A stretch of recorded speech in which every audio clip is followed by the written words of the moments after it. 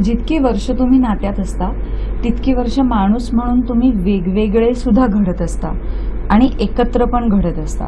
So एकत्र घडताय हे ठीक आहे, वेगवेगळे माणूस म्हणून तुम्ही जे बदलत जाता ते एकमेकांना रुचणं, आवडणं, एक्सेप्ट करणं हे जास्त गरजेचं असतं रिलेशनशिप टिकण्यासाठी. कारण माणूस काल जशी मी होते तशी मी आज नसणार आहे. आपला काळ प्रॉब्लेमॅटिक आहे. कारण जुने फंडे जे आपले आई बाबा जगत होते, जसं की काही झालं तरी ऍडजस्ट करून जगायचं, लग्न आहे टिकवायचं, तर ते आपल्याला पटत नाहीये. आणि आपली पिढी आता स्वतंत्र आहे, वेगळे विचार करू शकते, सगळे फायनान्शियली सेटल्ड आहेत, वेगवेगळे ऑप्शन्स आहेत आपल्याकडे, सगळे इंडिपेंडंट आहेत फायनान्शियली सुद्धा. अशा वेळेला आपल्याला हवं तसं पुढचं अजून उत्तर काही सापडलेलं नाहीये. तर त्या आधीच्या जर आणि पुढच्या तर मधली अडकलेली जी पिढी आहे ती आपली पिढी आहे. माझ्यासाठी आता नाटक हे खूप इंटरेस्टिंग माध्यम यासाठी झालंय कारण लोक खूप येत आहेत नाटक पाहायला, लोकांचं प्रेम आमच्यावरचं दिसतं आहे, आम्हाला डायरेक्ट त्याची पोचपावती मिळते आहे. असा ऑडियन्स येतो आहे नाटकाला ज्यांनी आतापर्यंत कधी नाटक पाहिलेलंच नाहीये. सो नवीन जनरेशनची खूप लोक येत आहेत. प्रत्येक गोष्टीच्या पॉझिटिव्ह आणि निगेटिव्ह पॉईंट्स असतात. तुम्हाला सोशल मीडियाचा वापर करायचा तुमची पब्लिसिटी करायला की नाही, मग त्याच्यात जर चार डोकी वेगळी असतील आणि ते काहीतरी ते फ्रस्ट्रेटेड असतील आणि त्यांना जर काही वाईट कमेंट करावीशी वाटली तर तुम्ही ठरवायचं की त्यांच्याकडे लक्ष द्यायचं की बाकीच्या अजून 96 लोक आहेत ज्यांना खरंच चांगलं वाटतं आहे तुमच्याबद्दल, जे पॉझिटिव्ह आहेत. त्यांना काय हवं असतं, त्यांना एकदा अटेन्शन हवं असतं किंवा त्यांना मे बी असं वाटत असेल की काहीतरी रिॲक्ट होतील, त्यामुळे त्यांना त्यांचा उद्देश सार्थकी झाल्यासारखा वाटत असेल. पण तुम्ही निग्लेक्ट केलं की प्रश्न येत नाही. नमस्कार, वेबदुनिया मराठीमध्ये आपल्या सर्वांचे स्वागत आहे. मी रुपाली बर्वे आणि आज आमच्याबरोबर जे पाहुणे आहे त्यांना खरं म्हणजे ओळखची गरजच नाहीये. वेलकम प्रिया बापटजी आणि उमेश कामतजी, खूप खूप स्वागत आहे आपलं. थँक्यू. खूप सुंदर नाटक आपण घेऊन आला आहात, जरतरची गोष्ट. ऑब्व्हियसली हे रिलेशनशिपवर आहेत, तर मला असं विचारायला आवडेल की आपण इतक्या वर्षापासून 12-13 वर्ष आय गेस झाले असतील आपल्या लग्नाला, रिलेशनशिपमध्ये काय एफर्ट्स लावावे लागतात? चांगले वर्ष आणि चांगलं जर तुम्हाला एफर्ट्स लावावे लागतात तर त्याला का रिलेशनशिपला अर्थ नाही, एफर्टलेस असायला पाहिजे रिलेशनशिप. सो मला असं वाटतं की एकमेकांचा रिस्पेक्ट असणं, एकमेकांना स्पेस देणं, एकमेकांच्या आनंदात आनंद व्यक्त करणं, दुःखात दुःख व्यक्त करणं आणि एकमेकांना सपोर्ट करणं, त्यांना त्यांचं आयुष्य जसं जगायचं आहे त्यासाठी तुम्ही सुद्धा प्रयत्न करणं, याशिवाय वेगळं काही नसतं एक चांगली रिलेशनशिप ठेवण्यासाठी. आपण काय सांगाल यावर? आय थिंक अगदी, आणि हे असं करतो कदाचित म्हणूनच टिकून राहिलंय.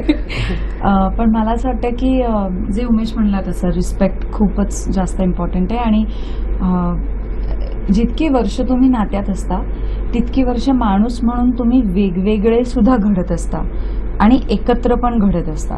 सो एकत्र घडताय हे ठीक आहे, वेगवेगळे माणूस म्हणून तुम्ही जे बदलत जाता ते एकमेकांना रुचणं, आवडणं, एक्सेप्ट करणं हे जास्त गरजेचं असतं रिलेशनशिप टिकण्यासाठी.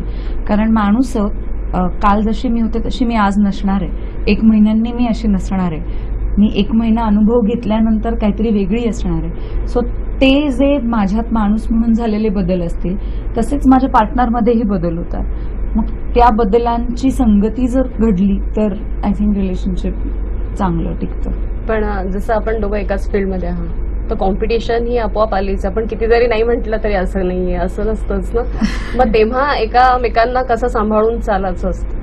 आमच्यात ते कॉम्पिटिशन हो, म्हणजे ज्याही फील्डमध्ये असेल, आज कोणत्याही, जर IT सेक्टरमध्ये तर नवरा बायको जनरली त्याच सेक्टरचे असतात, तर ती इंडस्ट्री कशी तुमची एकच आहे, तर कॉम्पिटिशन ही येणारच नाही. असं नाही, कॉम्पिटिशन आली की प्रॉब्लेम होईल. तर मनात असं आणलं की अरे आपल्यात कॉम्पिटिशन आहे, कोण चांगलं करेल, तर माझ्या मते रिलेशनशिपमध्ये ते नसायला हवं. मी जसं सुरुवातीला म्हटलं तसं तिला तिच्या पद्धतीने आयुष्य जगता यावं यासाठी मी तिला पाठिंबा देणं आणि मला तिच्या आनंदात आनंद. जर मला ती एखादं काही बक्षीस मिळत असेल किंवा आता फॉर एक्झाम्पल ती हिंदी वेब शो करते आहे, सो तिला जर त्याच्यात चांगलं काम करण्यात मला जर तिचं काम होऊन मला आनंद होणार नसेल आणि माझ्या मनात जर कॉम्पिटिशन येत असेल की तिला हिंदीचं काम मिळालं मला मिळालं, तर मला नाही वाटत की ते चांगलं रिलेशनशिप किंवा हेल्दी रिलेशनशिप आहे. आय डोंट नो तुम्ही हे काम म्हणताय, फिल्म मध्ये जास्त असतं. अभिमान I वगैरे think हे चित्रपट inspiration ज्यांनी पाहिलेले आहेत त्यांना ते असं डोक्यात धरलंय सगळ्यांनी की अभिमान चित्रपट इतका हिट झालाय, त्यामुळे लोकांना असं वाटतं प्रत्येक सेम इंडस्ट्रीतल्या कपल त्याच पद्धतीने विचार करतं. सो नाही, आय अंडरस्टँड. इन्स्पिरेशन असेल तर, काय काय इन्स्पिरेशन असेल तर, म्हणजे if you do something really well. आता उमेशची ऍक्टर म्हणून एखादी गोष्ट खूप जास्त चांगली असेल आणि ती माझ्याकडे नाही आहे, तर more than competing I would say I get inspired and motivated by and say that शिकण्याची प्रवृत्ती हा असली ते पाहिजे. असलं पाहिजे. कॉम्पिटिशन पेक्षा इन्स्पिरेशन असेल तर जास्त बेटर आहे. म्हणजे तुम्हाला असं वाटत असेल की कॅमेरासाठी आम्ही हे बोलतो होतो वगैरे, पण ते तसं खरंच नाहीये. आणि मला खूप आनंद होतो जेव्हा तिची कामं बघितल्यानंतर, किंवा मलाही आम्ही एकमेकांचे सगळ्यात बेस्ट क्रिटिकही आहोत. म्हणजे आम्हाला जर नाही आवडलं काम एकमेकांना, किंवा आम्हाला ना एक काम झाल्यानंतर कोणाला पहिलं दाखवायला आवडतं किंवा त्याचा रिमार्क घ्यायला आवडतो, तो एकमेकांसाठी असतो. म्हणजे फर्स्ट ऑफकोर्स डिरेक्टर असतो, ऑडियन्स महत्वाचा असतो, पण एक असतं ना की मला खरं लोक काही काही तोंडावर कौतुक करतात पण कदाचित मागे नसतील कौतुक करत. असं वाटतं आत्ता हे छान छान म्हणतायत पण खरंच छान झालंय का, तर मला असं वाटतं माझी बायको मला खरं सांगेल, किंवा तिला असं वाटतं की माझा नवरा मला खरं सांगेल. जर नसेल चांगलं तर तो सांगेल की म्हणजे नाही. फेअर रिव्ह्यू इकडनंच मिळणार. हा, ऍब्सोल्युटली. सो माझ्या मते कॉम्पिटिशन नसते, टू बी व्हेरी फ्रँक. आणि जिथे कॉम्पिटिशन असते तिथे हेल्दी रिलेशनशिप नसते. दोघांमधनं म्हणजे कोण कूल आहे आणि जसं आपण म्हणतो ना की पटकनाचा ठीक आहे जाऊ दे. आता इंदोरमध्ये दोघे आम्ही हॉट आहोत. Very nice. आय थिंक तो जास्त कूल आहे. लेट गो पटकन तो करतो. बरोबर आहे. जे आपण नाटक आहे त्याच्यामध्ये आपण रिलेशनशिपवर आणखीन काय म्हणजे प्रयत्न केलाय सांगण्याचा, किंवा काय कन्क्लुडिंग नोट आहे त्याच्यात, किंवा काय असं आहे की जसं मी ऍक्च्युली मगाशी म्हटलं तसं की आपण माणूस म्हणून बदलत जातो ना, तसं आपल्या रिलेशनशिपकडनं एक्सपेक्टेशन्स पण बदलत जातात. तर त्या मॅच व्हायला पाहिजेत, त्या इन सिंक व्हायला पाहिजेत. आणि त्याच्यासाठी तुम्हाला माणूस म्हणून हे पण कळलं पाहिजे की तुम्हाला आयुष्यात नक्की काय हवंय आणि तुम्ही स्वतःवरती प्रेम करताय का. म्हणजे फक्त माझं समोरच्या माणसावर प्रेम आहे, मला समोरच्या माणसाची गरज आहे असं नाही. तुम्हाला माणूस म्हणून स्वतःवर पण प्रेम करणं गरजेचं आहे, स्वतःची पण गरज असणं गरजेचं आहे.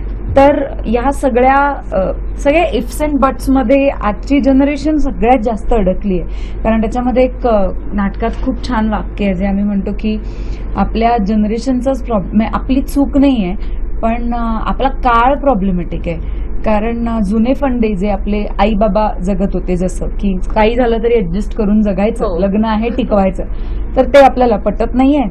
आणि आपली पिढी आता स्वतंत्र आहे, वेगळे विचार करू शकते, सगळे फायनान्शियली सेटल्ड आहेत, वेगवेगळे ऑप्शन्स आहेत आपल्याकडे, सगळे इंडिपेंडंट आहेत फायनान्शियली सुद्धा. अशा वेळेला आपल्याला हवं तसं पुढचं अजून उत्तर काही सापडलेलं नाहीये.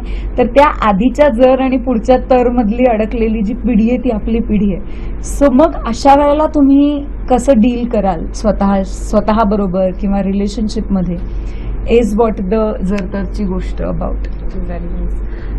जसं की सरांनी सांगितलंच की आपण हिंदीमध्ये काम करताय, सिरीज पाहिल्याचे आपल्या वगैरे, तर जर असं विचारलं की हिंदी आणि मराठी यांच्या म्हणजे प्रोडक्शनमध्ये म्हणा किंवा टीममध्ये म्हणा, कमर्शियल जसं आपण म्हणा, त्याच्यात काय वेगळेपण आहे किंवा कशात जास्ती काम करायला आपल्याला आवडतं?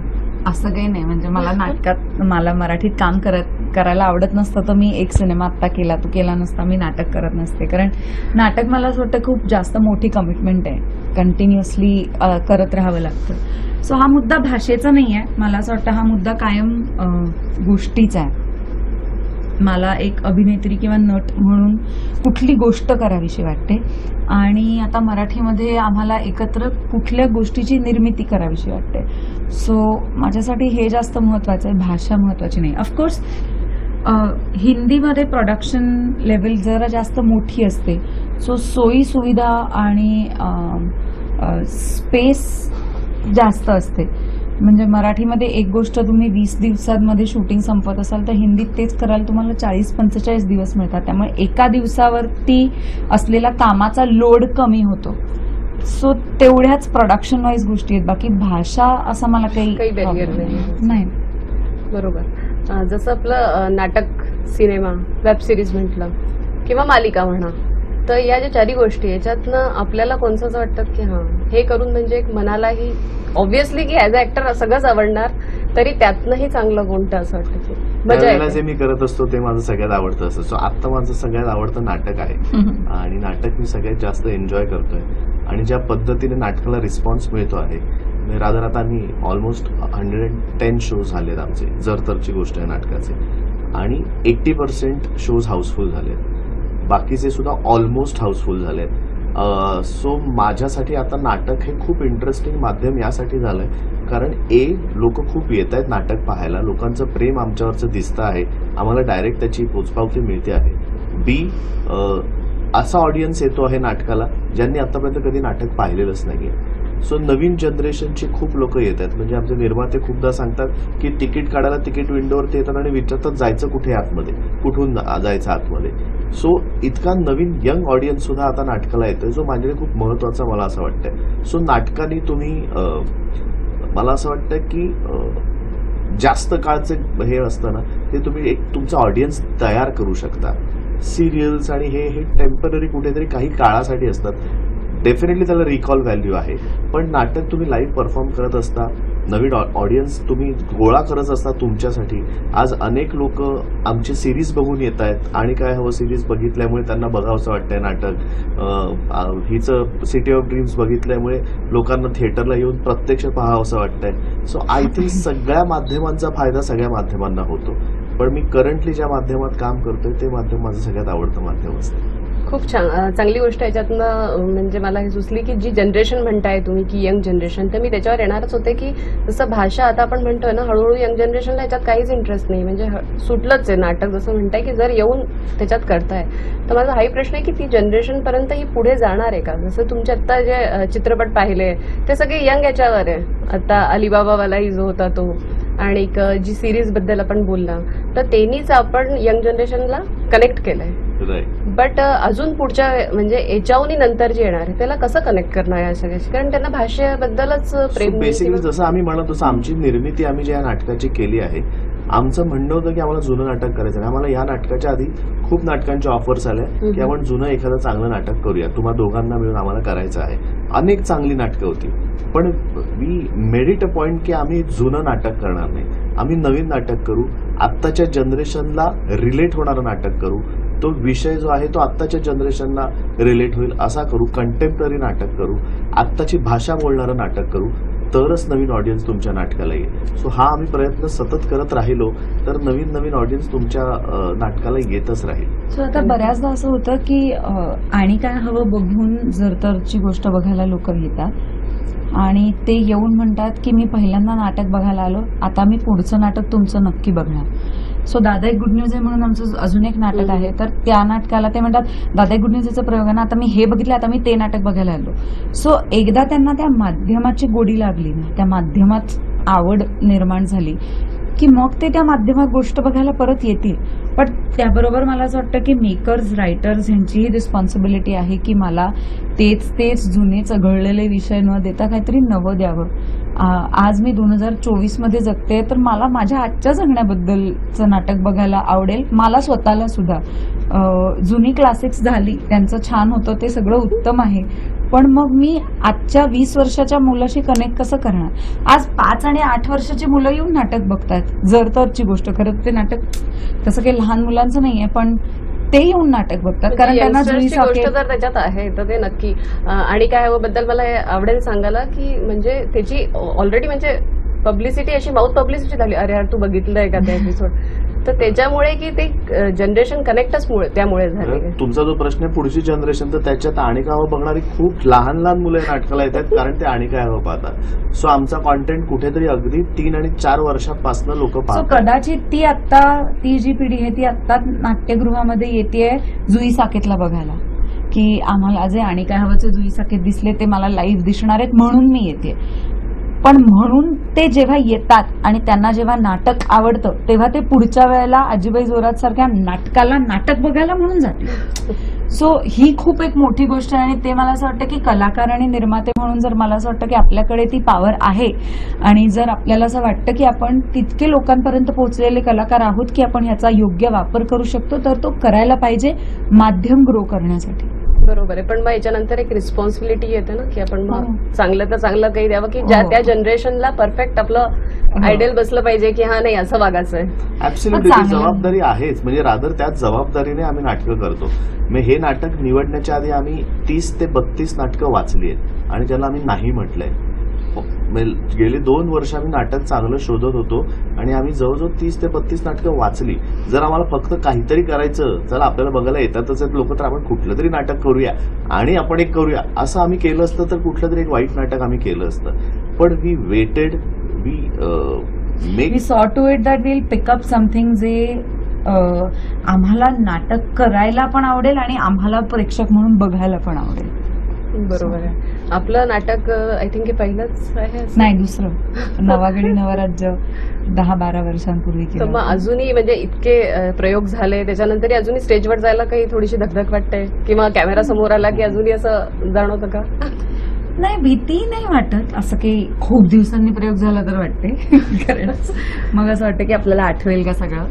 पण असं काही स्टेज फिअर वगैरे नाही आहेत आता, by age, by experience may be.